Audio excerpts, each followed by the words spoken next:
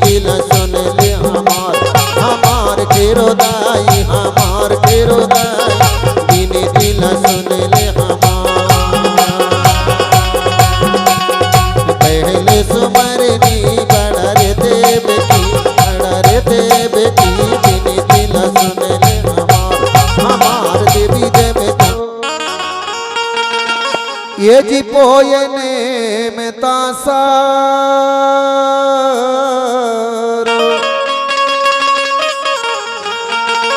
ओरी पतित पाविनी नर मादा, ये जी पाप हरे नित छारो।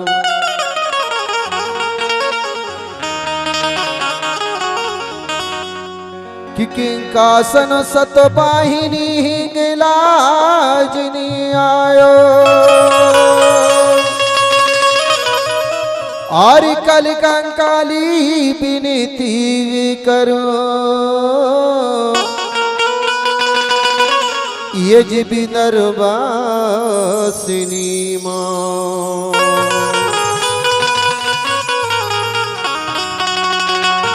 पम्बती बिमिले शिवरी वीर विरासिन, पूर्वागढ़ की माला देवी की पूरण करियो का।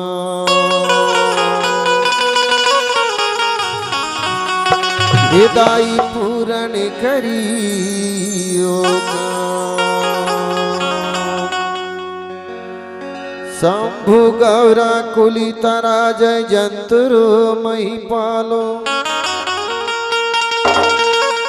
और गुरुदेव गण धन तरिये जी पाठ करो विमालो। गुरु तुम्हारे चरणन की, गुरु तुम्हारे चरणन की, ये जी मैंने रजमसुत को लई धारो, और नाम पड़ी मझधार में कि खींच लगई ओ पार। ये गुरुदेव खींच लगई ओ पार। पहले सुमरनी हो देवी देवता सुमरनी हो,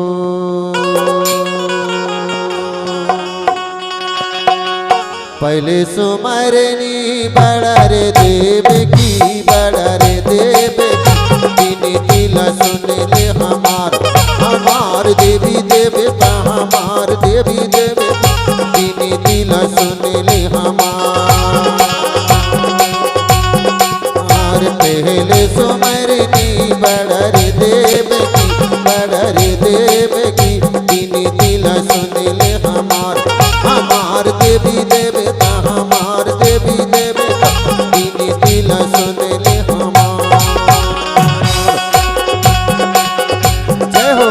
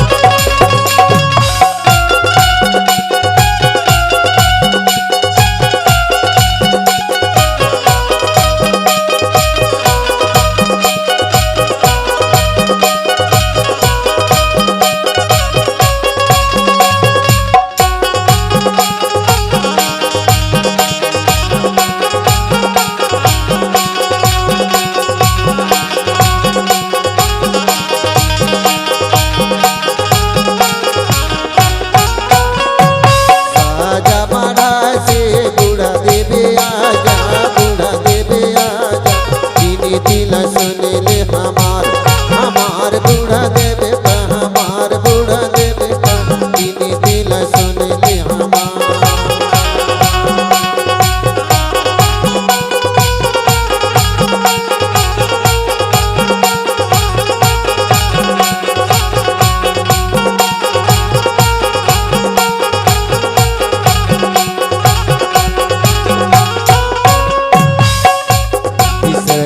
रचैया आजा बड़ा देवा आजा बड़ा देवा दिन दिल सुन ले हमार हमार बड़ा देवता हमार बड़ा देवता दिन दिल सुन ले हमार।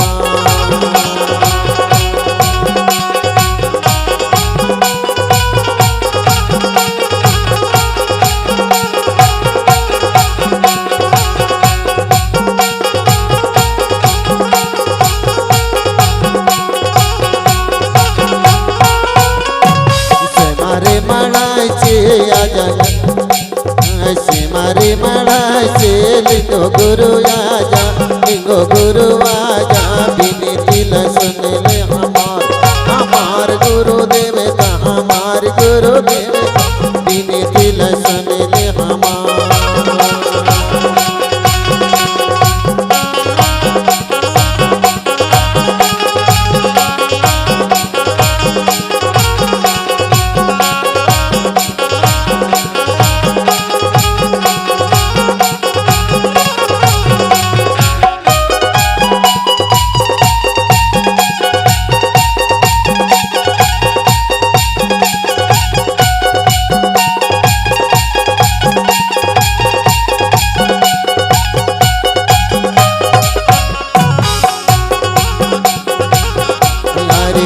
में बढ़ा से घेरो दाई आजा बिनी दिल सुन ले हमार हमार घेरो दाई बिनी दिल सुन ले हमार। पहले सुमरनी बड़ा रे देव की बिनी दिल सुन ले हमार हमार देवी देवता हमार देवी देवता बिनी दिल सुन ले हमार हमार देवी देवता हमार देवी देवता बिनी दिल सुन ले हमार बिनी दिल सुन ले हमार बिनी दिल सुन ले हमार बिनी दिल। सर्वशक्ति है बड़ा देव फड़ा पेनता सजोर पेनता सेवा सेवा।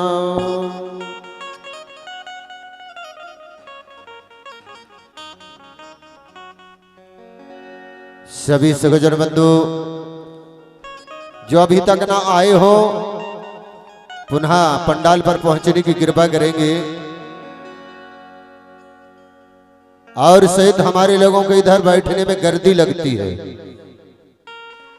तो दूर बैठ करके आनंद लेते हैं। लेकिन बताया गया है कहा गया है कि श्रोता और वक्ता ठीक है ना श्रोता और वक्ता जब तक आमे सामे नहीं रहते आमे सामे चेहरा नहीं होता तब तक प्रवचन का आनंद नहीं आता। बजाओ ताली। आप भले कितनी दूर से सुनो लेकिन दूर का और नजदीक का बहुत अंतर होता है। तो हमें इधर भैया गर्मी नहीं लग रही इधर कूलर लगे हुए हैं आप लोगों को बिल्कुल फिर भी कोल जैसी हवा मिलेगी।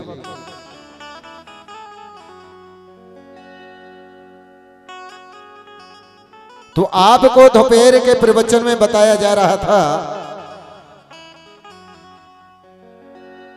कि हमारे पूर्वाकोट के राजा पुलसियों की रानी महारानी हिरवा देवी निसंतान थे और जो मैंने आपको बताया वहीं से फिर पुनः प्रसंगों को शुरुआत करते हैं। और वही सपने को रानी याद रखी कैसे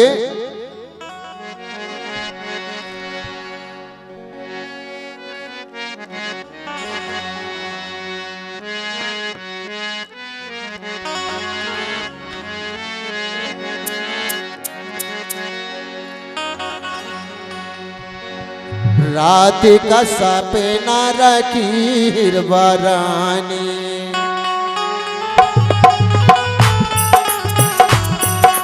रात का सपना रखी रे हिरवा रानी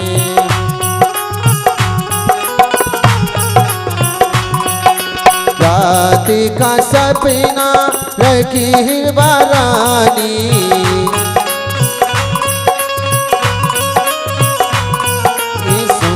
सुंदर बालक को देखे मुस्काने,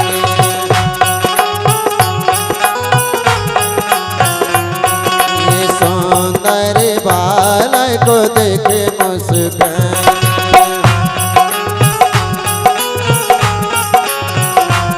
ये सुंदर बालक को देखे मुस्काने।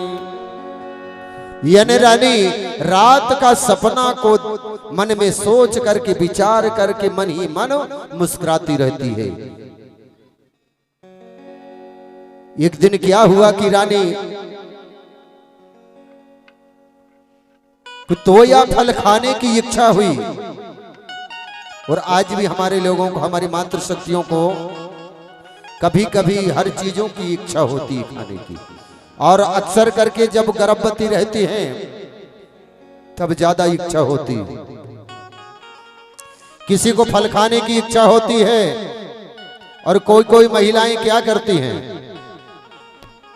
गर्भ अवस्था में खाना बनाते बनाते जो चूल्हा में कंडे जलाए जाते हैं उसकी जो डिल्ली हो जाती, राख हो जाती है, तो उसको भी खा लेती है थोड़ा सा। कभी कभी क्या करते हैं कि मिट्टी खा लेती है। ये कौन कह रहा है? ये प्रकृति का संदेश दे रहा है उस महिला को कि तुम मिट्टी खाओ, तुम फल खाओ, तुम फूल खाओ, तुम भाजी खाओ, क्योंकि जो कोख में बच्चा पल रहा है उसे सभी चीजों का रस होना चाहिए। बजाओ ताली, सभी चीजों का रस होना चाहिए। तब वह बच्चा जब जन्म लेता है, आप सबको मालूम है मातृशक्ति पितृशक्ति, जब बच्चा जन्म ले लेता है और रेंगने लगता है तो दीवार पकड़ के चलना लगता है, तो चलने लगता है तो वो क्या करता है कि मिट्टी खोद खोद के खा लेता है। बात सही तो बजा दो ताली। ये किसका करिश्मा होता है? प्रकृति शक्ति फड़ापेन का करिश्मा होता है, चमत्कार होता है। और वह बच्चा 10 दिन 10 बार भी गिर जाए तो फिर उसको हिस नहीं होता, वो ज्यादा नहीं रोता, थोड़ी देर रोए और उसको पोटे पाटे छुप जाता। इसी तरह से रानी तोया फल खाने के लिए चली गई, अपने बारे में चली गई। बारे में एक पेड़ लगा हुआ था तो उस पेड़ के फल खाने के लिए गई। कौन गई? हिरवा देवी गई। अब हिरवा महारानी चली गई, राजा को कोई पता ना लगा कि महारानी कहां गई। पता किया राजा ने कि दासियों से कि जाओ महारानी का पता करो कहां चली गई। दासियां सेविकाएं सब खोज करती हैं लेकिन महारानी नहीं मिलती। महारानी कहां चली गई? अपने तोता को लेकर के अपने बारे में चली गई तोया फल खाने के लिए। और तोया वृक्ष के नीचे जाकर के पिंजड़े का फाटक खोलती है और वह तोता निकल करके तोया पेड़ में जाकर के बैठ जाता है, और वह मीठे मीठे फल अपनी चोंच के द्वारा काट काट के गिराता है। और हिरवा देवी उन फलों को बड़े शौक से खाती है। कुछ क्षण पश्चात, कुछ देर बाद में प्रकृति की महिमा से, देवादिदेव महादेव की कृपा से एक भुजंग देव आता है और उसे सहित गोंडी में सरबतला कहा जाता है। क्या कहते हैं? सरबतला कहते हैं। सरबतला देव जब आया तो वह पेड़ में फू फू फू फू करके सर सर सर करके वह पेड़ में चढ़ जाता है। अब वह तोता ने जब आवाज सुना नागदेव की तो वो उड़ करके कहां आ जाता है? नीचे जमीन में आ जाता है। और रानी तोया फल खाने में लगी रहती है, वो ध्यान नहीं करती तोता की तरफ। जब कुछ देर हो जाती है तो वह नागदेव क्या करता है? अपनी पूंछ से उन फलों को तोड़ कर गिराने लगता है, तो देर हो जाती है। तो रानी ने नजर मारा पेड़ के ऊपर, तो वहां क्या दिखा? भुजंग देवता दिखा। तो रानी घबरा गई और नीचे जमीन में देखा तो तोता आवाज दे रहा।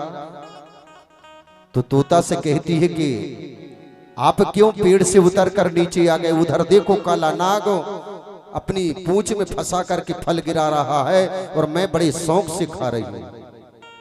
बोले ये विषबाधा हो गए, ये फलों में विष हो गए, जहर हो गए, मैं नहीं खाऊंगी, मैं इन फलों को सेवन नहीं करूंगी। तो तोता क्या बोला? महारानी आप तो देवादिदेव महादेव के भक्त हो, पुजारी हो, बड़ा देव के पुजारी हो, तो उन्हीं देवादिदेव महादेव ने वही नागदेव भुजंगदेव को पहुंचाया है और आपको वरदान मिल रहा है। बोले कैसा वरदान? बोले आपको यह वरदान मिल रहा है कि आप निसंतान हो, इसलिए आपको वरदान दे रहे हैं। तोता ने क्या बोला?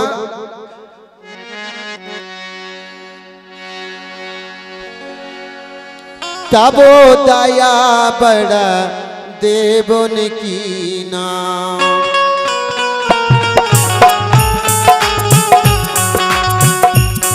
बजाओ तालियां बजाओ।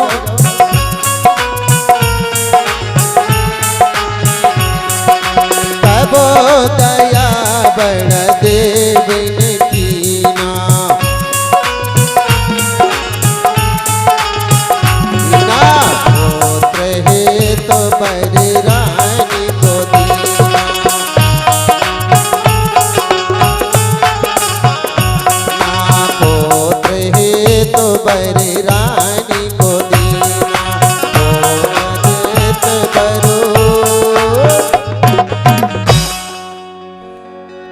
तोता ने यही जवाब सुनाया किसको? रानी को कि महारानी बड़ा देव ने आपको वरदान दिया है, वह प्रसाद मिल रहा, उस प्रसाद को आप प्रसन्न होकर के सेवन कीजिए, खा लीजिए।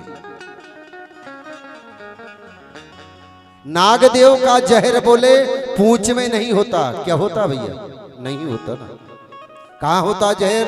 सर्प का मुंह पर होता है। तो बोले नागदेव का जहर पूंछ पर नहीं होता, मुंह पर होता है, इसलिए वह मुंह से नहीं तोड़ रहा है, पूंछ से लपेट करके तोड़ तोड़ के गिरा रहा है, इसलिए विषबाधा वह फल नहीं हो सकता है।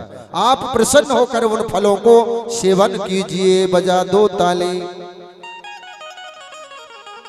क्योंकि बड़ा देव आप पर बहुत प्रसन्न है, अति प्रसन्न है, इसलिए इन फलों को बड़े प्रेम से खाइए। कुछ देर रानी उन फलों को खाती है और जब यघा जाती है, मन संतुष्ट हो जाता है, तो फिर तोता को उस पिंजरे में रख करके वह अपनी महल में जाने लगी। अब इधर राजा बड़ा क्रोधित होता है। क्या कहता है राजा? कि रानी अभी तक नहीं आई है, पता नहीं कहां चली गई है, आने दो उसको, आज झगड़ा होगा। होता है ना, आज हमारे घरों में भी झगड़ा हो जाता, पति पत्नी का झगड़ा हो जाता, हर घर में होता नहीं होता? होता है, बातों बातों का झगड़ा होता है, और पीने वालों को तो ज्यादा होता है। तो समझ जाओ भैया पीने वाले, अगर झगड़ा नहीं रखना है अपने घर में तो पीना बंद कर दो, झगड़ा बंद हो जाएगा, सुकून से रहोगे, इसकी जिंदगी जियोगी, है ना?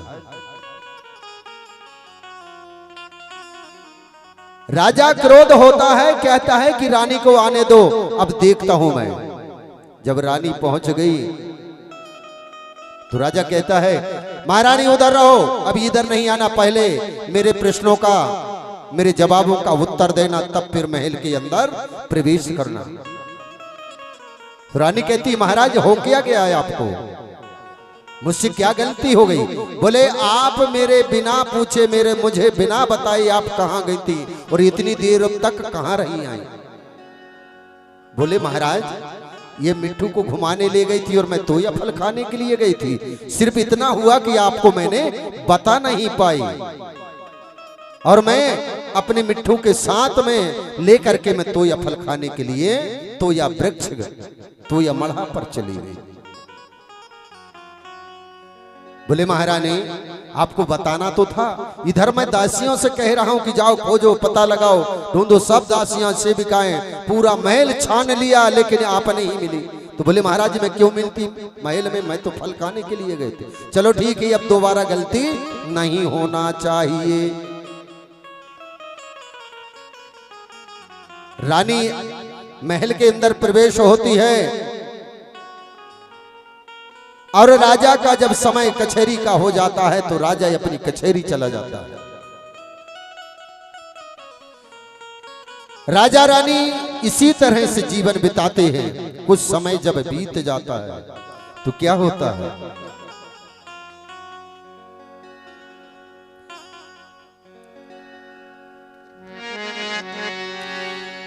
कि पारी पटोर बिजली पुरा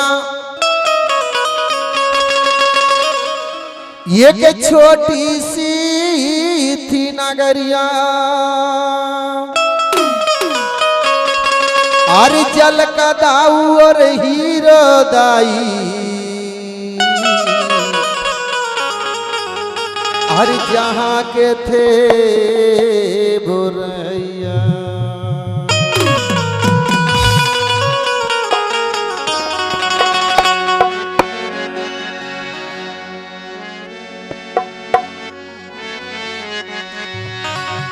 जिनके घर जन्माए को बालको, कि बड़ा ही रूप बानो, रूप लंग जबो नाम धरायो, कि जग में हुआ महानो।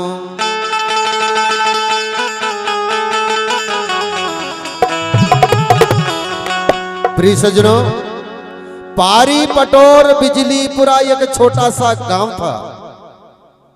आपको वो पता नहीं होगा या पता होगा तो और भी अच्छा है, और जिनको मालूम नहीं है तो ध्यान रखेंगे कि कुपारा ने रूपलंग का जन्म कहाँ हुआ है, पारी पटोर बिजलीपुरा गांव में हुआ था।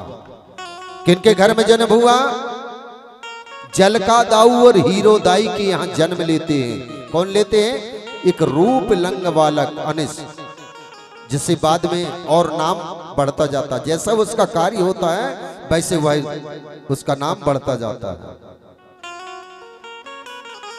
और वह जलका दाऊ हीरो दाई किसके पुजारी थे, फड़ा पेन के पुजारी थे, परम भक्त थे।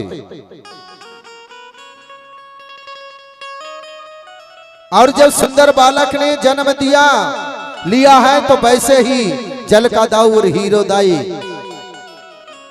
कोई अति प्रसन्नता हुई, और गांव नगर के लोगों में भी, नर नारियों में भी खुशियां छा गई। सबके मन लहरने लगे, सबके मन अति प्रसन्न हो गए। बजा दो ताली। और वह कब जन्म लिया था, बुढ़ापे में समझ लीजिए, 40 से 50 साल की उम्र में। और जैसे ही वहां पर बालक जब जन्म लेता है तो इधर देवादिदेव महादेव को भी पता लग जाता है कि जलका दाऊ के यहाँ, हीरो दाई के यहाँ सुंदर बालक ने जन्म लिया है। सुंदर बालक ने जन्म लिया है तो गौरा दाई से कहते हैं कि गौरा, बोले हाँ शंभू बाबा, बोले आज हमको बिजलीपुरा जाना है। बोले ठीक है महाराज, आपकी जो आज्ञा हो, हम चलने के लिए तैयार हैं। इस तरह से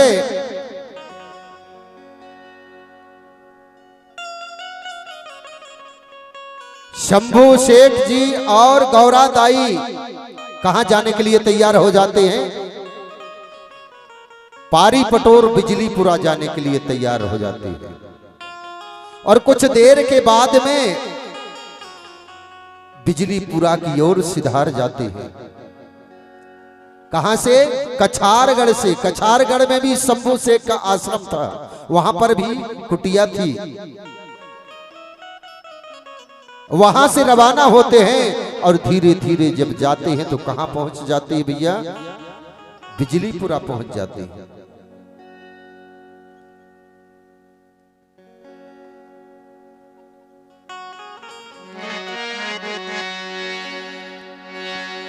अरे जल का देव बोर हीरो दाई, शंभू के भक्त कहाए।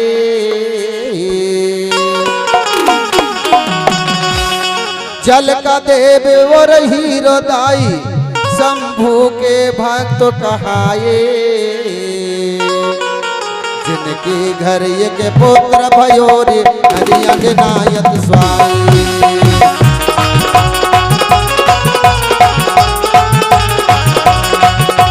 जिनके घर एक पुत्र भयो रे घर अंगना हो सुहाई।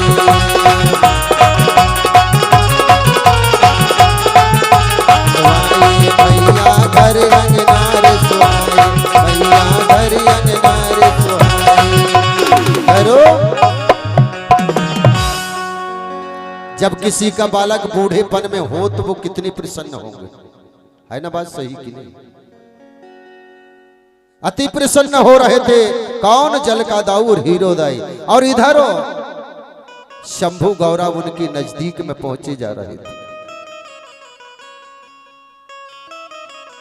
जब शंभू गौरव पहुंच जाते हैं किसके द्वार पर?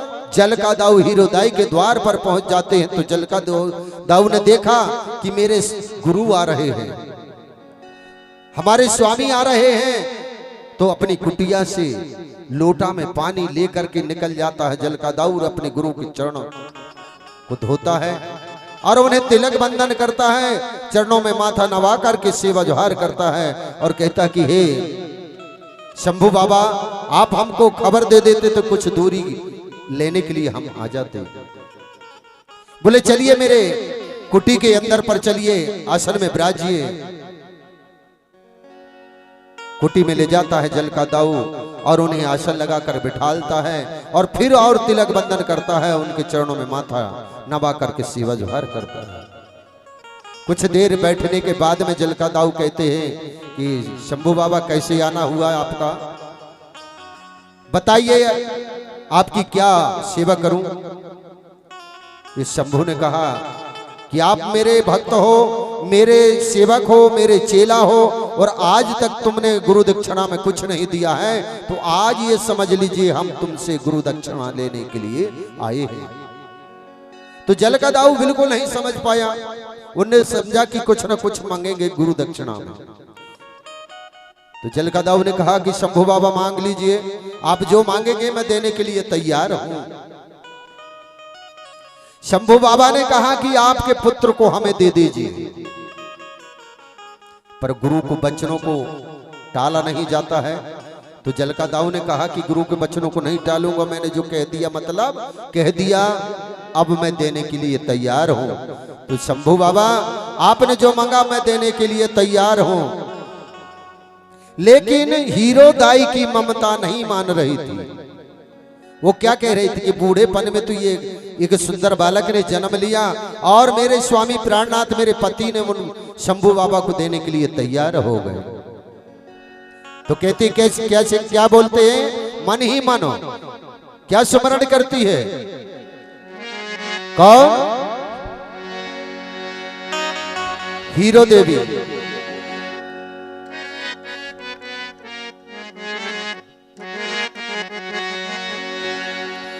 अरे मांगे सो मांगे शंभू। क्या मांगे आपने? एक बालक को मांगा, पर देने के लिए हम तैयार हैं। कौन कह रही है? हीरो देवी कह रही है। अरे मांगे सो मांगे शंभू, बालक को मांगे।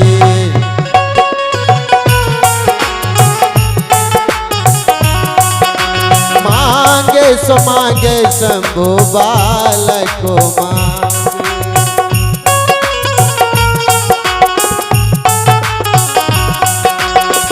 मांगे सो मांगे शंभू, बालक को मांगे।